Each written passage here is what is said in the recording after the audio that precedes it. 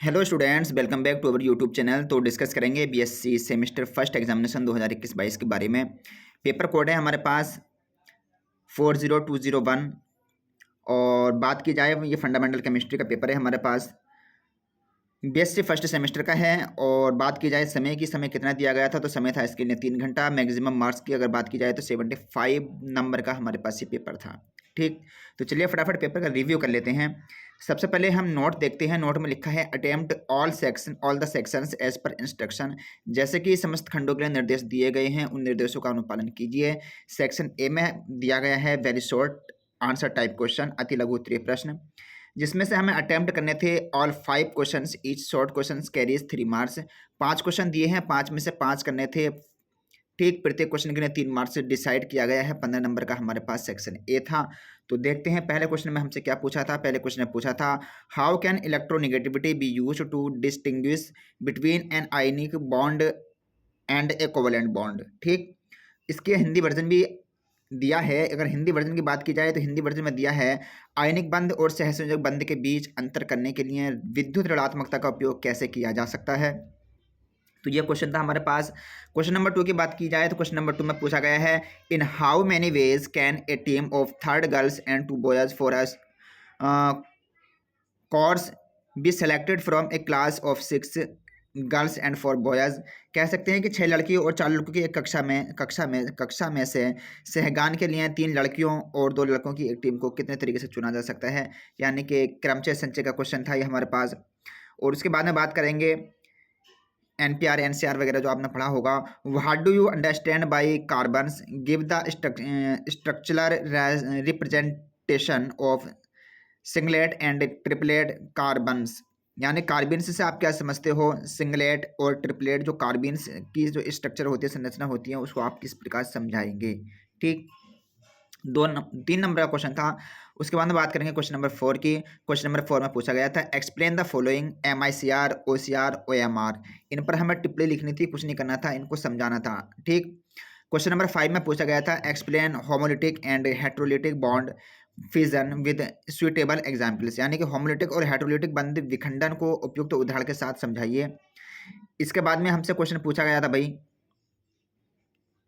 Section B में बात करते हैं। ये हिंदी में गलत प्रिंट हो गया है, सेक्शन आ ही लिखा है इन्होंने हर जगह।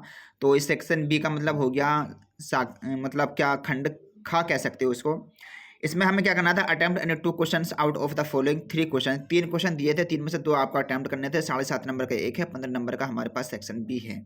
ओके, पहला क्वेश्चन था आइडेंटिफाई द फॉलोइंग कंपाउंड्स, निम्नलिखित यौगिकों की पहचान कीजिए। फर्स्ट है on basis of RS configuration, RS विन्यास के आधार पर।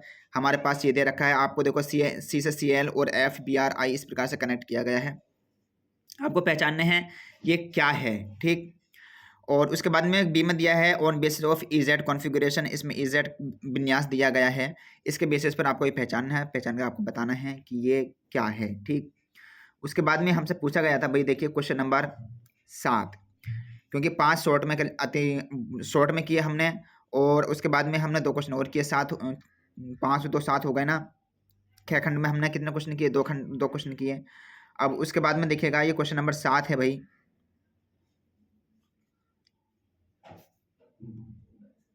ये क्वेश्चन नंबर 6 है हमारे पास, और ये है हमारे पास question number 7। Explain why electron affinity of F is less than Cl। समझाइए कि F इलेक्ट्रॉन बंधुता जो होती है, की जो बंधुता होती है वो Cl से कम होती है, आखिर क्यों। और बी में हमसे पूछा था क्वेश्चन 7 के explain sigma and pi bond on the basis of examples and diagrams. उदाहरणों और आरेखों के आधार पर सिग्मा एवं पाई बंधों की व्याख्या कीजिए। सी की बात की जाए तो explain Fajans rules with examples, Fajan के नियम को उदाहरण सहित समझाइए। और क्वेश्चन नंबर 8 में हमसे टिप्पणियां पूछी गई हैं। एक इंक्लूजन यौगिक क्या चीज़ होती है, आवेश स्थानांतरण संकरण किसे कहते हैं, द्विध्रुव आघूर्ण क्या चीज़ होती है। ठीक, उसके बाद में बात करेंगे भी, देखिएगा सेक्शन सी में हमसे पूछा गया था attempt all questions out of following each questions carries 15 marks. 15 number का एक क्वेश्चन है हमारे पास। 3 क्वेश्चन आपको कैरी मतलब करने थे। पहला क्वेश्चन था what do you understand by hybridisation, explain sp3 sp2 and sp hybridisation with help of examples. आपको एग्जाम्पल फिर देने थे, जो संकरण होता है sp3 sp2 और sp संकरण जो होता है, इसको एक्सप्लेन करना था, डेफिनेशन देनी थी और इसके एग्जाम्पल्स भी देने थे। लेकिन अगर आपको ये क्वेश्चन नहीं आता है तो आपके लिए ऑप्शन था एक कि what do you understand bye nucleophilic substitution, discuss the mechanism of SN1 and SN2 reaction. आप इसको कर सकते थे अगर आपको वो क्वेश्चन सही से नहीं आता है तब। ओके, इसके क्वेश्चन का देखिएगा हिंदी में दिखा दिया, हिंदी में भी दिया है, हिंदी इंग्लिश मतलब बाइलिंगुअल पेपर दिया गया है।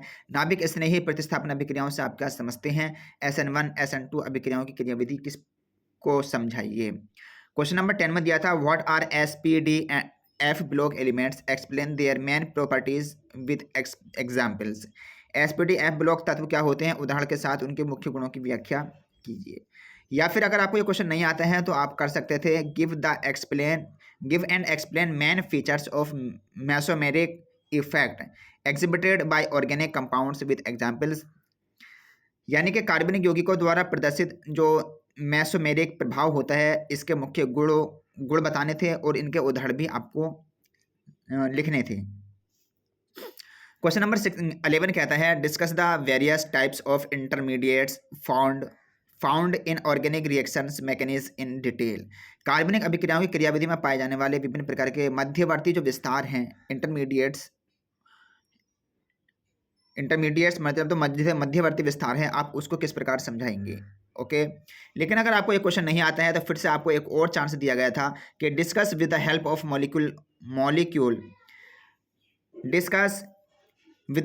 Molecular orbital theory of formation of N2 and O2 molecules. यानी कि जो आणविक कक्षीय सिद्धांत है, आणविक कक्षीय सिद्धांत की सहायता से आपको क्या करना था भाई, आपको करना क्या था, आपको ये करना था कि N2 व O2 अणुओं के संदर्भ में आपको ये चीज़ें समझानी थी। आणविक कक्षीय सिद्धांत किसे कहते हैं, इसकी सहायता से N2 व O2 अणुओं के संदर्भ को समझाइए। तो पेपर इतना ही था। आई होप आपको चीज़ें समझ आई होंगी और वीडियो अगर आपको हेल्पफुल लगती है तो वीडियो को लाइक कर सकते हैं। चैनल को अभी तक आपने सब्सक्राइब नहीं किया है तो आप अपने अकॉर्डिंग, अगर आपको चैनल हेल्पफुल लगे, वीडियो आपको हेल्पफुल लगे तो आप चैनल को सब्सक्राइब कर सकते हो, साथ में बेल आइकन को भी प्रेस कर सकते हो ताकि आने वाली ऐसी वीडियो की नोटिफिकेशन आपको समय समय पर मिलते रहें। तो चलिए अपना ख्याल रखिए, हंसते रहिए, मुस्कुराते रहिए और मिलते हैं नेक्स्ट वीडियो में। Thanks for watching this video and bye bye, take care.